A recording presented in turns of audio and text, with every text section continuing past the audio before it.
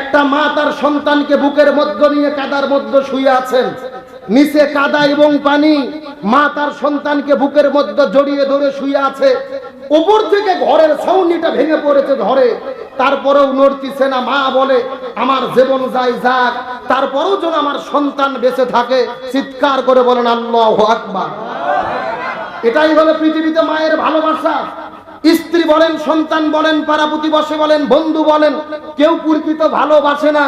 আপনাকে আমাকে প্রকৃত একমাত্র স্বার্থ ছাড়া যিনি ভালোবাসে তার নাম হলো মা। একটু জোরে বলেন কথা ঠিক কিনা? আর মা এমন একটা জিনিস, দোয়া করলেও কবুল হয়, বদদোয়া করলেও কবুল হয়। সুবহানাল্লাহ কোন? মায়ের দোয়া যে ফেরত যায় না, মায়ের দোয়া কবুল হয়।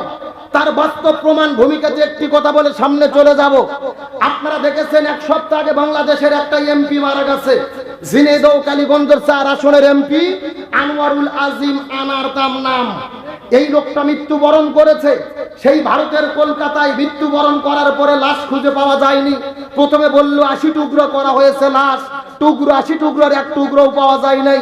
সর্বশেষ বাসার সেফটি ট্যাঙ্কি থেকে, টয়লেট বাথরুমের মধ্যে থেকে কয়েকটা গোস্তের টুকরো পাওয়া গেছে। আমি কথাটা আপনাদের মধ্যে কেন বললাম? মায়ের দোয়া যে ব্যথা যায় না তার প্রমাণ হলো এই এমপি তো সেই এমপি যার ইন্ধন এবং ইশারায় 2016 সালে বাংলাদেশ ইসলামী ছাত্র শিবিরের আমাদের এক ভাই, প্রিয় ভাই সোহান, শুধুমাত্র ইসলামী আন্দোলন করার কারণে বাড়ি থেকে তুলে নিয়ে গিয়ে তাকে হত্যা করে শহীদ করে তার চোখটাকে উপরে ফেলা হয়েছিল।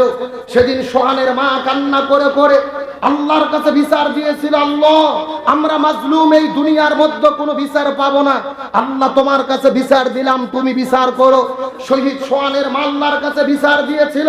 মাত্র কয়েক বছর আগে আল্লাহ মায়ের দোয়া ব্যথা দেয়নি। মাত্র কয়েক বছর পরে এই এমপি আনার এমপি থাকা অবস্থায় আল্লাহ তাকে বিদায় করে দিয়ে তার লাশটাকে টুকরো বিটুকরো করে বিদায় করে দিয়েছে।